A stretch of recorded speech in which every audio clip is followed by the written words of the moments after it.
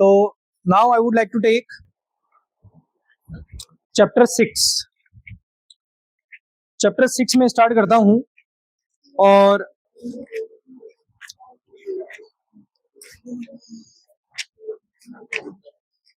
क्योंकि मुझे half yearly के अकॉर्डिंग देखना पड़ेगा, इसलिए वुड बी बेटर कि मैं चैप्टर 6 स्टार्ट करूं। जहां तक मुझे नोटिस में है, आपके हाफ ईयरली में जो चैप्टर्स आएंगे वो चैप्टर्स रहेंगे अप टू चैप्टर 8 या 9, यहां तक रहेंगे। चैप्टर 8 या 9 तक आपके चैप्टर्स रहेंगे। तो चैप्टर 6 स्टार्ट करते हैं। Chapter 6 is useful in chapter 7, chapter 7 is useful in chapter 8 and all these chapters are useful in chapter 9। तो हम यहाँ पर अब सीक्वेंस को डिसओबे नहीं कर सकते, जो सीक्वेंस है उसी में हमें चलना पड़ेगा। और मैं आपको बता दूं, अब जो सेगमेंट हम लोग देख रहे हैं इसके बाद यहां से शुरू कर रहे हैं चैप्टर 6, 7, 8 और 9। ये 4 चैप्टर का कॉम्बो पूरे सिलेबस का सबसे इंपॉर्टेंट पार्ट है, पूरे सिलेबस का। ठीक है, तो यहां से आपको चीजों को बहुत अच्छे से समझना पड़ेगा और अच्छे से प्रैक्टिस भी करनी पड़ेगी। अब तक अगर आपने कभी किसी चैप्टर में लापरवाही करी है कि आपने प्रैक्टिस नहीं करी, तो वो तो फिर भी बाद में रिकवर करने के चांसेस बन सकते हैं। लेकिन अब जो 4 चैप्टर पढ़ रहे हैं, इनमें आपको रेगुलरिटी रखनी ही पड़ेगी। मतलब कि डे बाय डे जो होमवर्क दिया जा रहा है, जो प्रैक्टिस करने को कहा जा रहा है, वो करना पड़ेगा। अगर आपने नहीं किया तो उसका डैमेज कंट्रोल आप नहीं कर पाओगे बाद में, और करना भी चाहोगे तो बहुत हार्ड पड़ेगा, और मैं नहीं चाहता कि आप उस सिचुएशन में आओ। सो इट्स रियली नेसेसरी कि अब जो हम पढ़ रहे हैं वो डे बाय डे आपका क्लियर होना चाहिए। क्या स्ट्रेटेजी आपको फॉलो करनी है, ध्यान रखना। सबसे पहले जो भी मैं आपको पढ़ाऊंगा वो आपको वापस रिवाइज करना है। कहाँ? घर पर। होमवर्क करने के लिए डायरेक्टली एक्सेस के क्वेश्चन नहीं करने अपने को। सबसे पहले क्या करना है? रिवाइज। जो क्लास में आज पढ़ाया गया उसे रिवाइज करना है ना। तो उसके 2 तरीके हैं। अगर आपको वीडियो देख करके रिवाइज करना है तो वीडियो आपको ऑनलाइन मिल जाएगा, और अगर आपको लगता है कि मैंने नोट्स बना रखे हैं, उस नोट्स को मुझे रिवाइज करना है, उससे कॉन्फिडेंस आ जाएगा, तो वो पढ़ो आप। लेकिन वो रिवाइज करना। और रिवीजन करने का मतलब क्या होता है बेटा? रिवीजन का मतलब होता है कि क्वेश्चंस को सेल्फ ट्राई करना। आपने क्लास में क्वेश्चन को सॉल्व करना सीख लिया है ना, ड्यूरिंग द क्लास। घर गए हो तो देखते हैं कि आपकी मेमोरी, आपकी अंडरस्टैंडिंग इतनी स्ट्रांग है क्या कि जिस क्वेश्चन को आज ही 5 to 6 के बीच में एक्सप्लेन किया गया था, उसी क्वेश्चन को आप नाइट में या अगले दिन खुद से सॉल्व करने की काबिलियत रखते हो कि नहीं रखते हो? आपकी मेमोरी इतनी शार्प है क्या? आपकी एबिलिटी इतनी स्ट्रांग है क्या? वो डिसीजन आपको यहां से मिलेगा। और आपको जितने भी क्वेश्चन होमवर्क मैंने यहाँ पर करवाए हैं क्लास में, उनको वापस सेल्फ ट्राई करना ही है। देन बारी आती है बेटा किसकी? होमवर्क क्वेश्चंस की। और वो फिर आपको यहाँ पर होमवर्क क्वेश्चंस को ट्राई करना है। और फिर से बोल दूं, अब तक आपने होमवर्क के क्वेश्चंस के लिए डाउट पूछा नहीं पूछा, जो किया लापरवाही वो कर ली, वो सब रिकवर हो जाएगी। लेकिन अब आपको होमवर्क करना भी है, और अगर आपको कोई क्वेश्चन नहीं आया है तो अगले दिन उसका डाउट पूछना भी है। अदरवाइज आप लैग कर जाओगे, आप पीछे रह जाओगे। तो मैं नहीं चाहूंगा। मेरा काम है अवेयर करना, मैं अवेयर कर रहा हूं। बाद में आपको ऐसा नहीं लगना चाहिए कि हमें बताया नहीं गया था कि कितने इंपॉर्टेंट है। Are you getting my point? Clear है सब चीजें?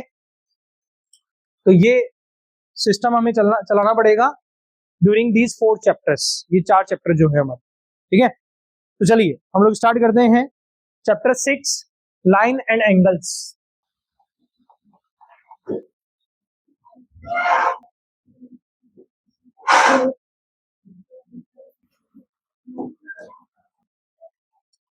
Chapter 6, line and angles. Write down.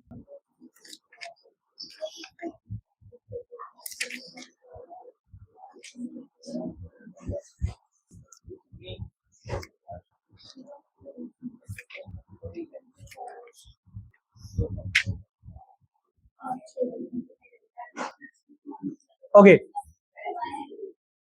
बात नहीं, ध्यान दो। देखो, हमने मैथमेटिक्स में स्टडी करते वक्त लाइन वर्ड से सिमिलर 2-3 टर्म्स पढ़े हैं। मैं बताता हूं कौन कौन से हैं। एक होता है बेटा लाइन, एक होता है लाइन सेगमेंट, और एक होता है रे। जनरली हम इन तीनों को सेम ही मानते हैं कि ये तीनों सेम ही हैं, और अब तक इन तीनों को सेम मानते हुए काम कर रहे थे तो काम हो भी रहा था।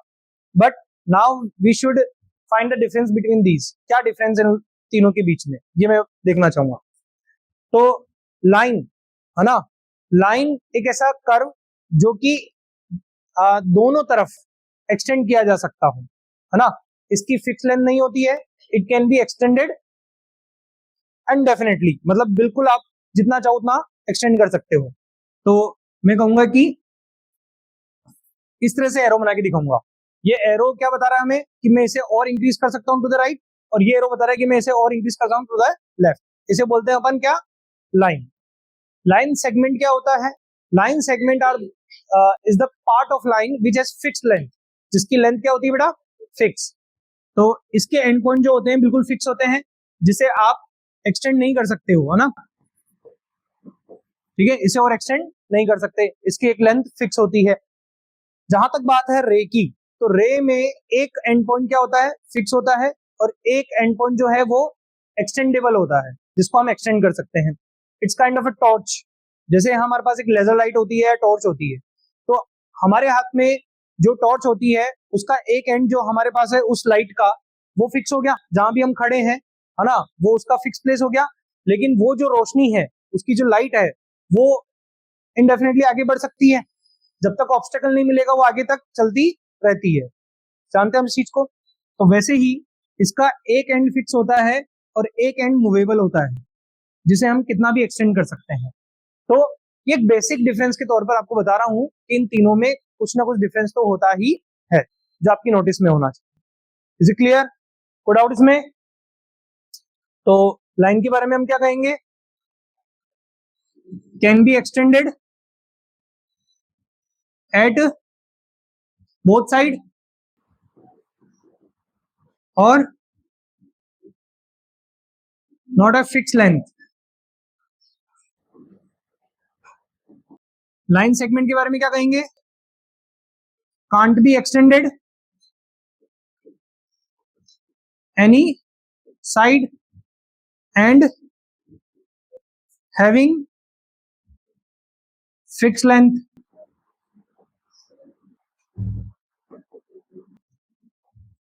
रे के बारे में क्या कहेंगे, can be extended at only one side, है ना। तो ये कुछ बेसिक चीजें हैं जो हमें पता होनी चाहिए। You should write these, write down. A kind of table बना लो, या जैसा भी आपको ठीक लगे, है ना, एक टेबल की तरह फॉर्म कर लो।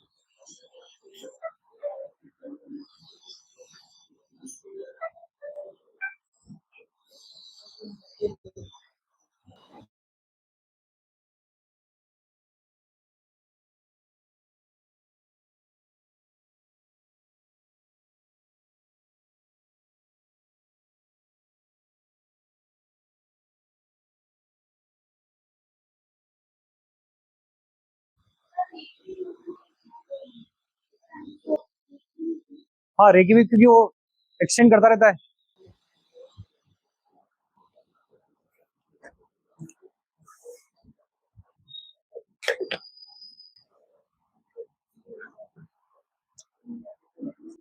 हाँ लिख सकते हो। अच्छा एक बात ये समझना बेटा कि जैसे ये बोला है ना कि कांट बी एक्सटेंडेड या कैन बी एक्सटेंडेड, जैसे आप अपन ने लाइन सेगमेंट में लिखा है can't be extended at both side, आप कह सकते हो सर क्यों एक्सटेंड नहीं कर सकते, जैसे अपन ने किया भी है, इससे पहले भी अपन ने लाइन सेगमेंट को एक्सटेंड किया है। एक्सटेंड करने का मतलब ये कि मूवेबल पॉइंट नहीं है वो, है ना, वो मूवेबल एंड नहीं है, बस इतनी सी बात है।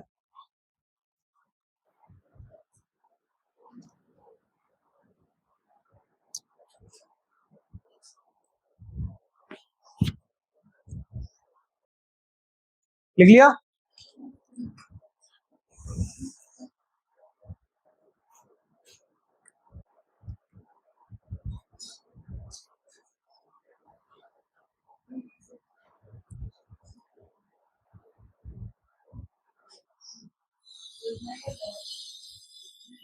हाँ डिनोशन लिखना है ना।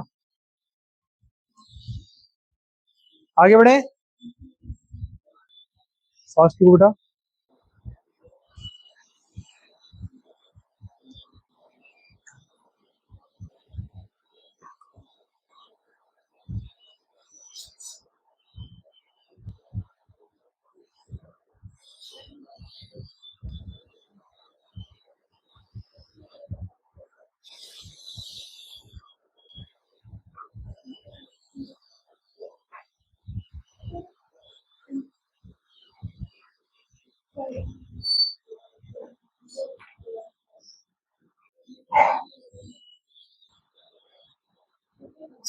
ओके,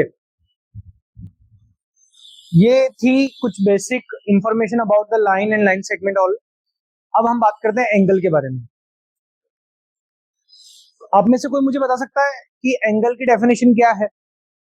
एंगल वर्ड को आपने न जाने कितनी बार यूज किया है लिखने में, बोलने में, सुनने में, लेकिन कोई बता सकता है what is the definition of angle, या एंगल किसका मेजरमेंट है?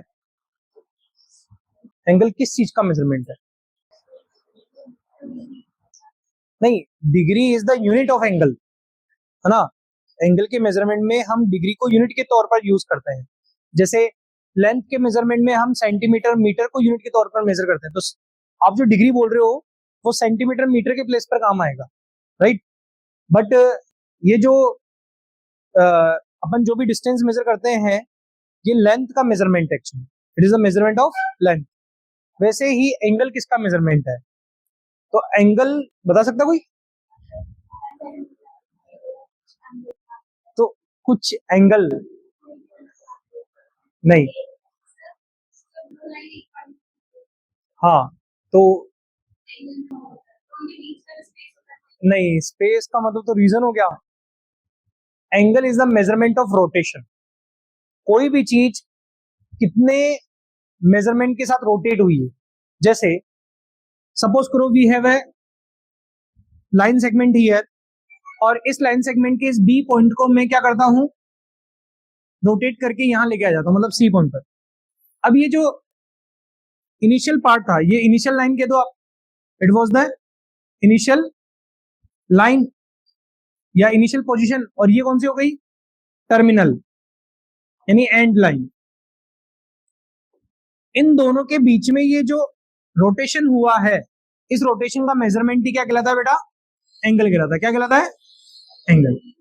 तो आपको बता दूं कि angle is the measurement of rotation, ये रोटेशन का मेजरमेंट है ना। तो देखिए आप हेडिंग एंगल,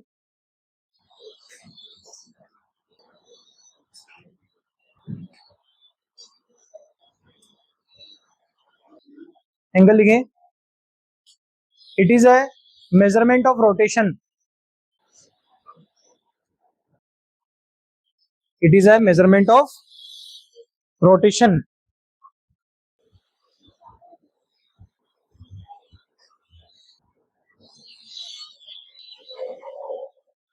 अब बोर्ड पर देखें बेटा, हम एक लाइन सेगमेंट ले रहे हैं दैट इज ए बी, है ना, और इसे हम इस लाइन सेगमेंट का इनिशियल पोजीशन मान लेते हैं, इनिशियल पोजीशन, राइट।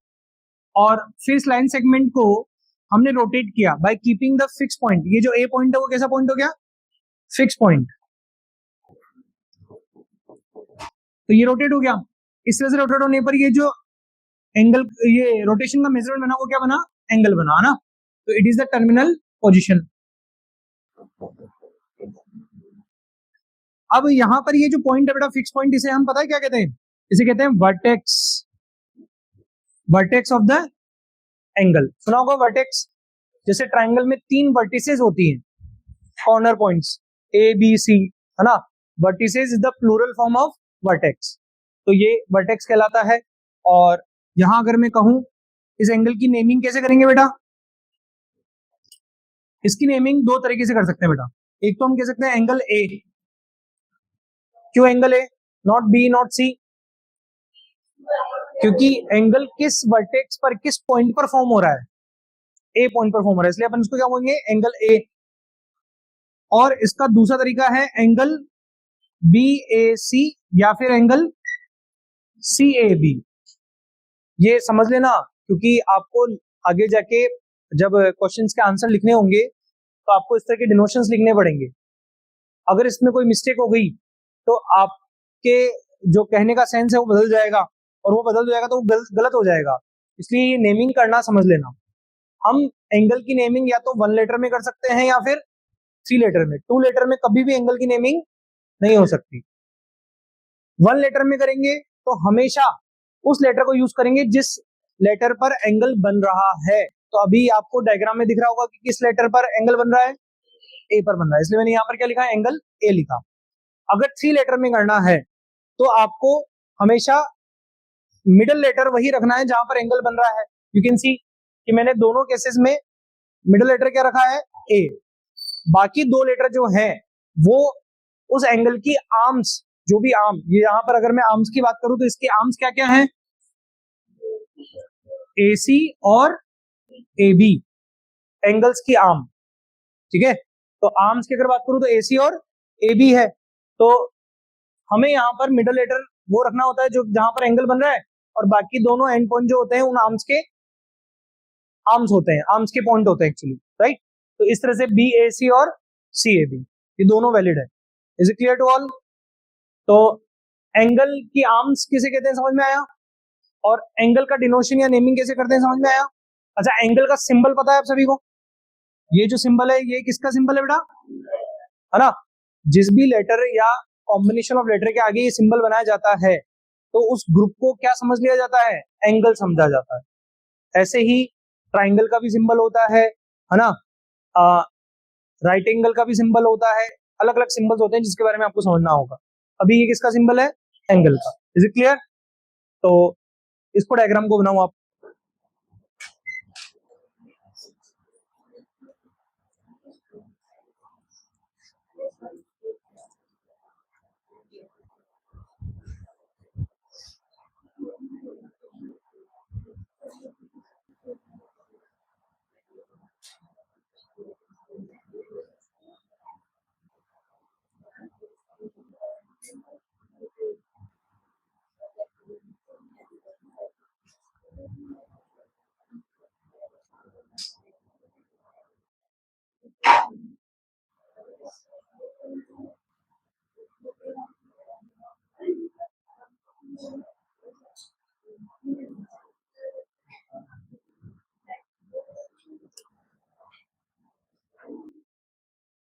एक एंगल की हमेशा कितनी आर्म्स होंगी बेटा? 2 आर्म्स होंगी, हमेशा 2 आर्म्स होंगी।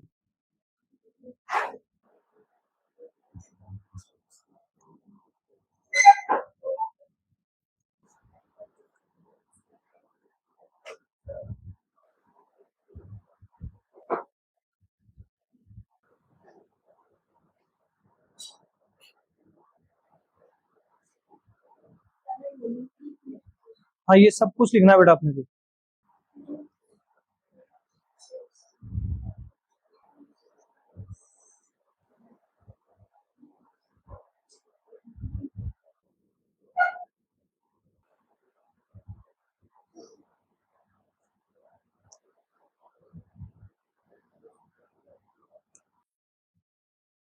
हम एंगल का मेजरमेंट कौन सी यूनिट में बताते हैं बेटा? डिग्री। लेकिन आपको पता है ये जो यूनिट हम लोग यूज करते हैं ये स्टैंडर्ड यूनिट नहीं है। स्टैंडर्ड यूनिट का मतलब समझते हैं आप? स्टैंडर्ड यूनिट्स वो यूनिट्स होती हैं जो वर्ल्ड वाइड यूज की जाती है दुनिया में सभी जगह। लेकिन डिग्री डिनोशन, डिग्री यूनिट जो है वो कुछ ही कंट्रीज में यूज की जाती है। लेकिन अभी खैर मैं आपको उस यूनिट के बारे में नहीं बता सकता जो वर्ल्ड वाइड यूज होती है, मतलब स्टैंडर्ड यूनिट अभी आपके समझ में नहीं आएगा, वो एक अलग कॉन्सेप्ट है।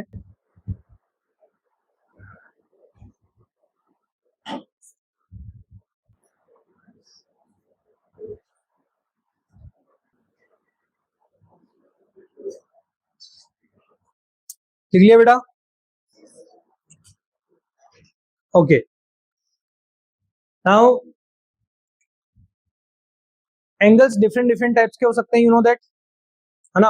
आपने स्टडी भी किया होगा, जैसे कि acute angle. What are the acute angles? Angles which are less than 90 degree. और what are, what is the right angle? Measurement of 90 degree is called right angle. Next, obtuse angle, more than 90 but less than 180, है ना? Less than 180 भी होना चाहिए कि 180 से बड़ा भी हो सकता है? 180 से लेस होना चाहिए। What is the straight angle? Angle 180 degree is known as straight angle. And what is the reflex angle? Reflex angle is the angle more than 180 degree but less than 360 degree. जब कोई angle measurement 180 से बड़ा और 360 से छोटा होता है तो उसे रिफ्लेक्स एंगल कहते हैं। और फिर आता है कंप्लीट एंगल 360 डिग्री। एक कंप्लीट रोटेशन से जो एंगल बनता है उसे अपन कंप्लीट एंगल कहते हैं। Is it clear? तो ये सब ने लिख लिया। आगे आप लिखेंगे टाइप्स ऑफ एंगल्स।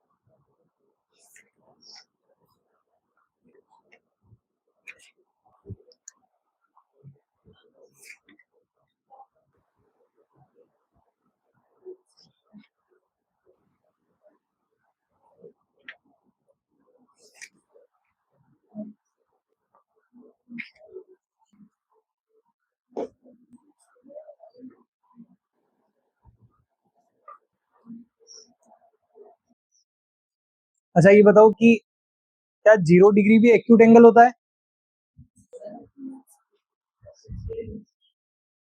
हाँ बेटा, क्या 0 डिग्री भी एक्यूट एंगल होता है? नहीं, angles which are more than 0 degree but less than 90 degree are called acute angle, है ना? तो यहाँ अपन इस बात को एड ऑन कर लेते हैं।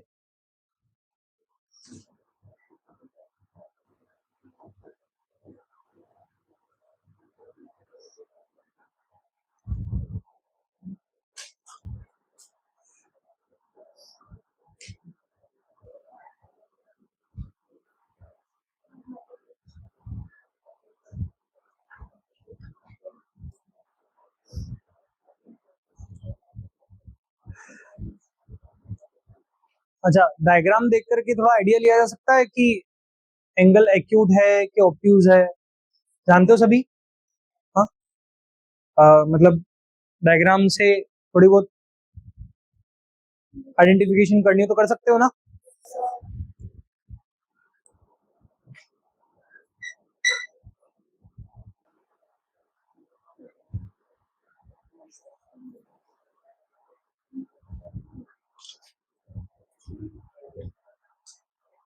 लिख लिया सभी ने?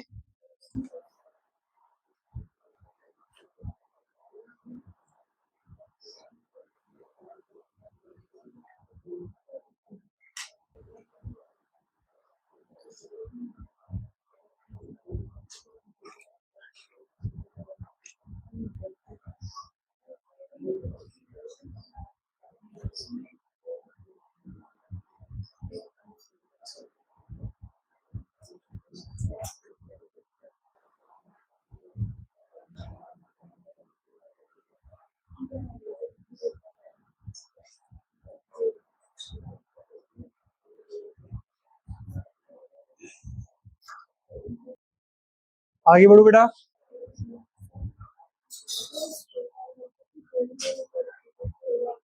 स्ट्रेट लाइन पे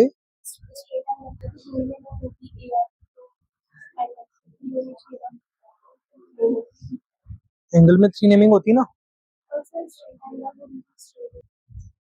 हाँ, लेकिन हमें जो वर्टेक्स एंगल है, जिसे आप ये इनिशियल पोजीशन है ना। अब इस इनिशियल पोजीशन में आपने इस एंड पॉइंट को फिक्स करते हुए इसको रोटेट किया, रोटेट करके आप ये बना गए। तो ये जो फिक्स पॉइंट है, एंगल किस पॉइंट पर बना वो भी तो बताना जरूरी है। बनने में तो एक लाइन बन गई, लाइन बन गई तो मान लेते हैं ये पॉइंट ओ था, ये पॉइंट ए है और ये पॉइंट बी है। तो हम इसे एंगल बी ए नहीं बोलेंगे, क्योंकि इसमें हमें ये तो पता नहीं चला किस पॉइंट पर एंगल बनाया है। तो वो पॉइंट कौन सा था, ओ। तो हमें इसे एंगल एओ भी बोला जाएगा या बीओए बोला जाएगा, है ना। तो ये मेंशन करना जरूरी है कि किस पॉइंट पर एंगल बना है। तो इसलिए अपन 3 लेटर का यूज करेंगे उसके साथ। लिख लिया बेटा सभी ने? ये सब डेफिनेशन आपको अच्छे से पता है? ठीक है, ओके। नेक्स्ट हम आगे बढ़ते हैं और दो स्पेशल टाइप ऑफ एंगल्स के बारे में बात करते हैं। कभी आपने सुना है कॉम्प्लीमेंट्री एंगल्स? कॉम्प्लीमेंट्री एंगल्स कभी सुना है? कोई जानता है इसके बारे में? बताओ, कौन जानता है? हाँ बताओ। एग्जैक्टली जब दो एंगल्स का सम, एग्जैक्टली दो एंगल्स, ध्यान रखना, दो से ज्यादा नहीं। जब दो एंगल्स का सम कितना बनता है? 90 डिग्री। तो उन दोनों एंगल्स को एक दूसरे का कॉम्प्लीमेंट्री एंगल बोलते हैं। जैसे 30 डिग्री और 60 डिग्री का सम कितना होता है? 90 डिग्री। तो 30 डिग्री का कॉम्प्लीमेंट्री एंगल बनेगा 60 डिग्री, और 60 डिग्री का कॉम्प्लीमेंट्री एंगल बनेगा, ऐसे ही 10 डिग्री का कॉम्प्लीमेंट्री 80 डिग्री, और 80 डिग्री का कॉम्प्लीमेंट्री 10 डिग्री, 45 डिग्री का कॉम्प्लीमेंट्री 45 डिग्री। बात समझ में रहे हो? तो जब दो एंगल का सम 180 डिग्री, सॉरी 90 डिग्री होता है, तो उन दोनों एंगल्स को एक दूसरे का कॉम्प्लीमेंट्री एंगल कहते हैं, है ना।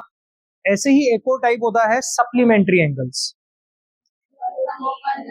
हाँ, ऐसे दो एंगल्स जिनका सम कितना होता है, उन्हें हम क्या कहते हैं? सप्लीमेंट्री। तो again if I ask you, 30 degree का सप्लीमेंट्री एंगल बनेगा 150 डिग्री, और 150 डिग्री का सप्लीमेंट्री बनेगा 30 डिग्री। 90 डिग्री का सप्लीमेंट्री बनेगा 90 डिग्री। 10 डिग्री का सप्लीमेंट्री बनेगा 170, और 170 का सप्लीमेंट्री बनेगा 10 डिग्री। तो ये दो और स्पेशल टाइप ऑफ एंगल्स हैं जिनके बारे में हमें पढ़ना चाहिए। तो आप हेडिंग लिखें कॉम्प्लीमेंट्री एंगल्स।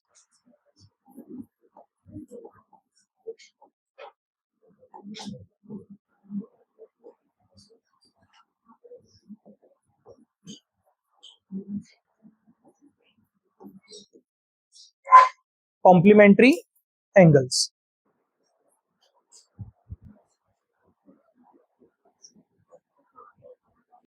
इसमें लिखें आप, when sum of two angles, when sum of two angles is 90 degree, when sum of two angles is 90 degree,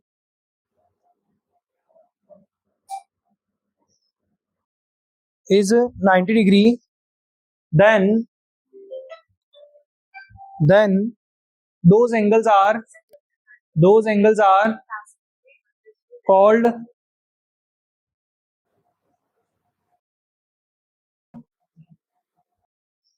complementary angles of each other, complementary angles of each other।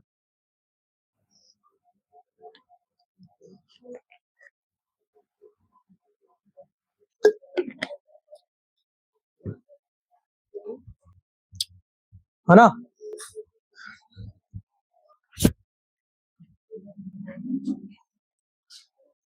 तो समझते हैं, यहां पर देखो,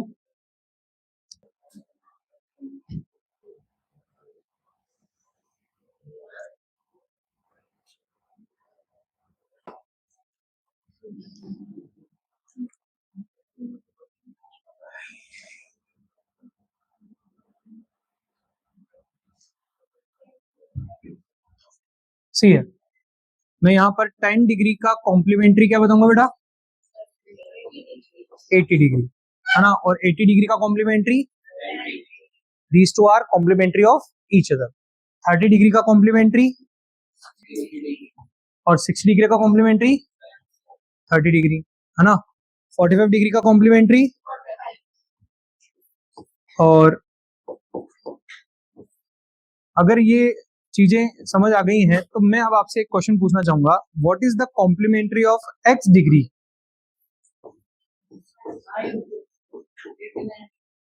नहीं, समझो, मैं आपको अब यहाँ सिखाता हूँ कि किसी भी एंगल का कॉम्प्लीमेंट्री कैसे फाइंड करते हैं, हालांकि आपको आता है। जैसे कि 10 डिग्री का कॉम्प्लीमेंट्री कैसे फाइंड किया आपने? इसे 90 में से माइनस करके, 90 में से 10 माइनस किया तो 80 आ गया। या 80 का कॉम्प्लीमेंट्री कैसे फाइंड किया? 80 को 90 में से माइनस करके, है ना। 30 का कॉम्प्लीमेंट्री कैसे फाइंड किया? 90 में से 30 माइनस करके। वैसे ही पूछ रहा हूँ कि x डिग्री का कॉम्प्लीमेंट्री क्या होगा? 90 degree minus x, this will be the complementary angle of x degree, है ना। ये काम आएगा आगे, इसलिए मैं यहाँ पर डिस्कस कर रहा हूँ। तो वापस ध्यान से सुनो, x का कॉम्प्लीमेंट्री होता है 90 डिग्री माइनस x और 90 डिग्री माइनस x का कॉम्प्लीमेंट्री होगा x इटसेल्फ। क्लियर है? लिखो ये एग्जांपल्स।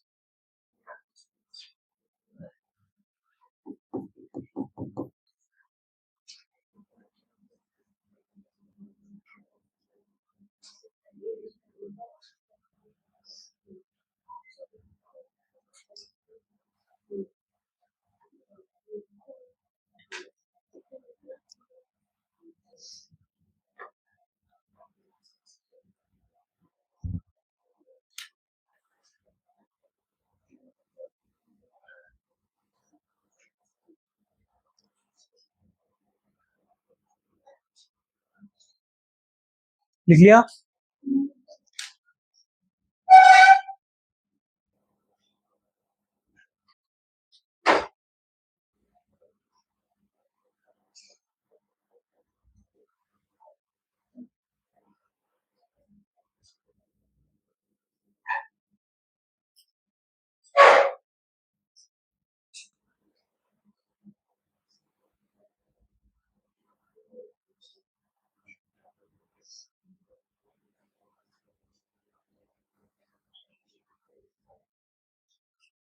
ओके, नेक्स्ट हेडिंग लिखो सप्लीमेंट्री एंगल्स।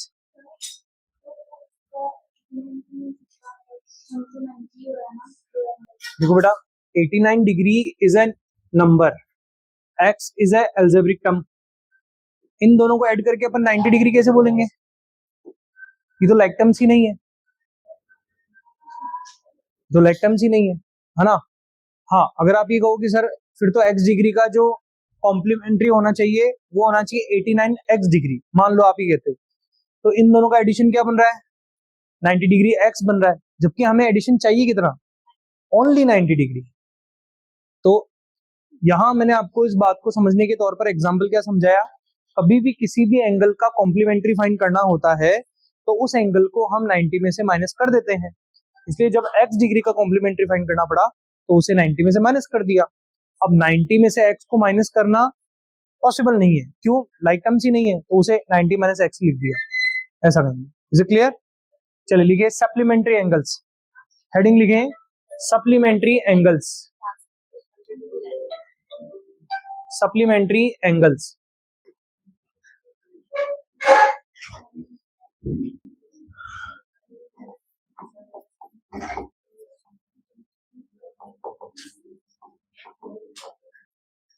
तो अभी अभी आपने बताया सप्लीमेंट्री एंगल्स किसे कहते हैं, तो लिखो आप, when sum of two angles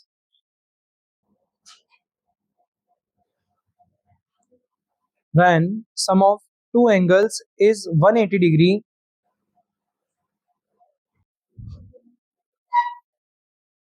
degree then those angles are called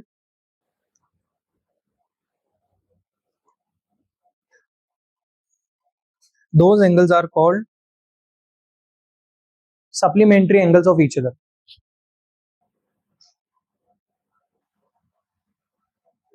Supplementary angles of each other.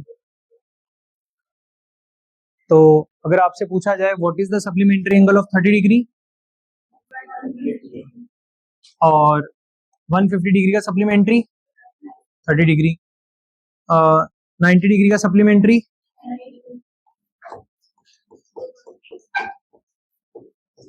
20 degree का सप्लीमेंट्री 160 डिग्री और 160 डिग्री का। इसी तरह से x का सप्लीमेंट्री क्या होगा 180 माइनस एक्स और 180 माइनस एक्स का x। राइट डाउन लिखे।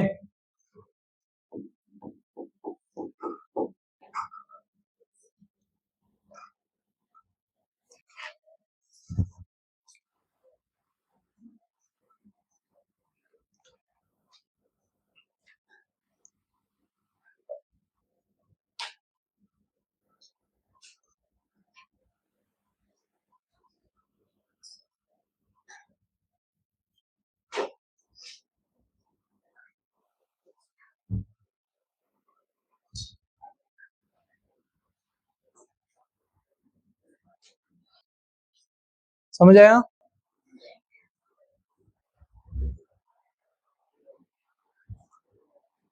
अच्छा कोई अगर ये पूछे कि 50 डिग्री एक कॉम्प्लीमेंट्री एंगल है क्या, 50 डिग्री एक कॉम्प्लीमेंट्री एंगल है क्या, तो आप आंसर क्या करोगे, यस और नो। कितने लोग यस करेंगे 50 degree is a complementary angle or not, ऐसा पूछे कितने लोग नो करेंगे। अच्छा नो करने का रीजन क्या है, देखो ये क्वेश्चन कंप्लीट तरह से नहीं कहा गया। 50 degree is a complementary angle but of which angle, 50 degree is complementary angle of 40 degree or not, अब इसका आंसर क्या बनेगा, yes but 50 degree is complementary angle of 30 degree or not, तो कहोगे नो। तो मैंने तो क्वेश्चन के लिए इतना ही पूछा था 50 degree is complementary angle or not. कभी भी किसी भी एंगल को कॉम्प्लीमेंट्री कहने से पहले ये तो पता करो कि किसके रेफरेंस में पूछा जा रहा है ना। कई बार चीजें रेफरेंस से काम करती है, ठीक है। जैसे मैंने पूछा कि मैंने कहा कि ए की हाइट बी से लेस है ना, तो कितनी लेस है ये भी इंपॉर्टेंट रहता है, ठीक है। या ए की हाइट 2 मीटर लेस है, ऐसा सपोज करो एक स्टेटमेंट बना, ए की हाइट 2 मीटर लेस है। अब 2 मीटर लेस है ये तो समझ में आ गया, लेकिन किसके कंपैरिजन में कह रहे हो, ये मैटर करता है कि नहीं करता, रेफरेंस कौन है, ठीक है, जिससे कंपैरिजन किया जा रहा है। तो वही चीज यहाँ पर भी है, ध्यान से सुनना, मैंने यही लिखा है यहाँ पर कि if sum of two angles is 90 degree then those angles are called complementary angles of each other, एक दूसरे के कॉम्प्लीमेंट्री कहलाते हैं। Both angles are called complementary angles, ऐसा नहीं लिखवाया मैंने, ध्यान मैंने ईच अदर के लिए लिखवाया है। 30 डिग्री के लिए 60 डिग्री है और 60 डिग्री के लिए 30 degree. Are you getting my point, समझ में बात है ना। ओके अब कुछ क्वेश्चन, एक दो क्वेश्चन करते हैं, अगर आपने टॉपिक को समझा है तो देखते हैं कितना आपने अच्छे समझा है। लिखो एक क्वेश्चन लिखो,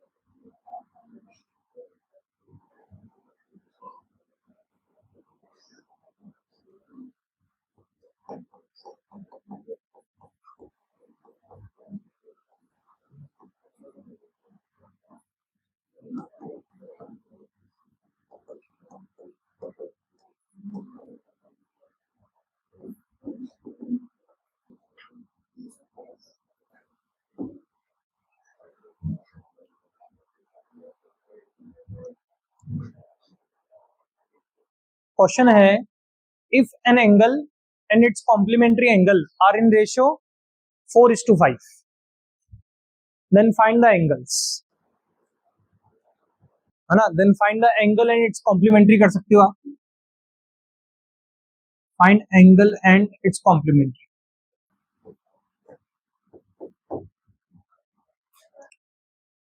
तो एक सिंपल सा क्वेश्चन मैंने आपके सामने यहाँ प्रेजेंट किया है, और ये अभी रिसेंट डिस्कस टॉपिक पर बेस्ड है. तो I would like to know कि किसे इस क्वेश्चन को सॉल्व करने का पाथ पता है. कौन बता सकता है? प्रतिष्ठा.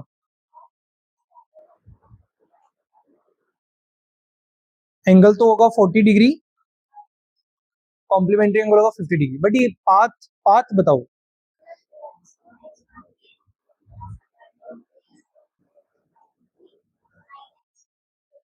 सब 90 डिग्री क्यों किया?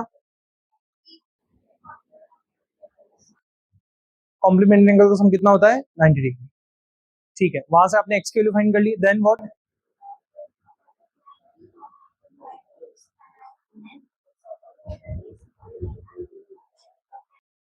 चलो आप स्टेप्स बता रहे हो, ठीक है. तो बेसिकली सबसे पहले एक इंपॉर्टेंट बात बता रहा हूं. किसी भी क्वेश्चन में रेशो गिवन हो तो आपको रेशो को क्या करना चाहिए? ब्रेक करना चाहिए, है ना. और रेशो को ब्रेक करने के लिए हमें रेशो के नंबर्स के साथ में एक अल्फाबेट लगाना पड़ता है. जनरली हम एक्स लगाते हैं, लेकिन एक्स इज नॉट मैंडेटरी, है ना. It's not compulsory. हम एक्स की जगह ए भी लगा सकते हैं, एम भी लगा सकते हैं, ये हमारी चॉइस पर होता है, लेकिन हम जनरली एक्स लगाते हैं. तो ध्यान से सुनना, मैंने क्या कहा. कभी भी क्वेश्चन में किसी क्वांटिटी का रेशो गिवन हो तो रेशो को सबसे पहले क्या करना पड़ता है? ब्रेक करना पड़ता है. तो हम यहाँ पर देख रहे हैं कि रेशो है 4:5. तो ब्रेक करेंगे तो अपन लिखेंगे let angle is equals to.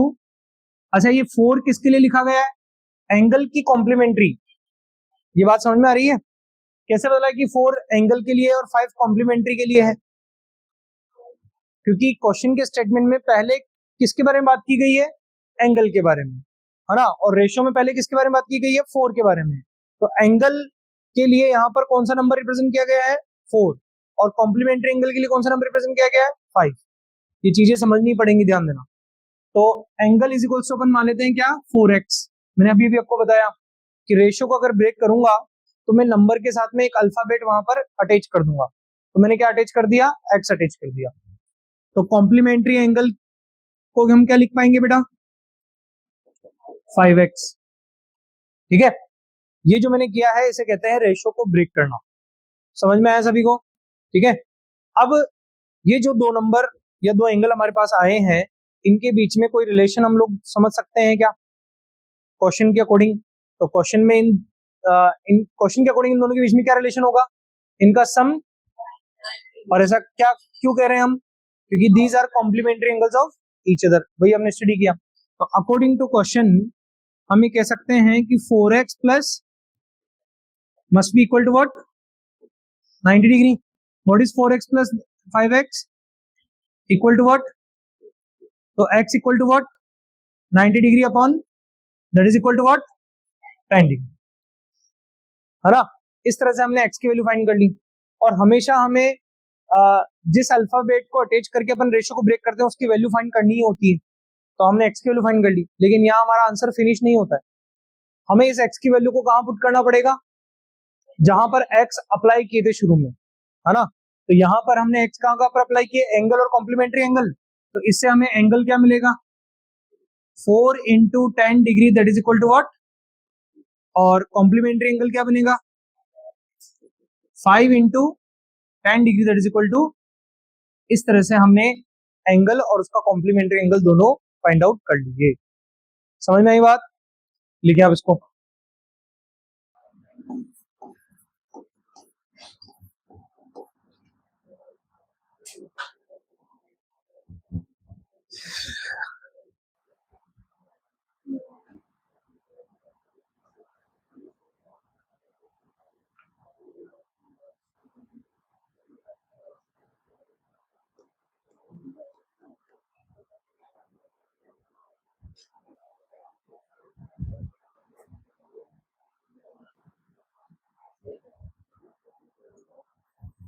So whenever we have given ratio, we should break the ratio. हाँ वो भी कर सकते हैं। हाँ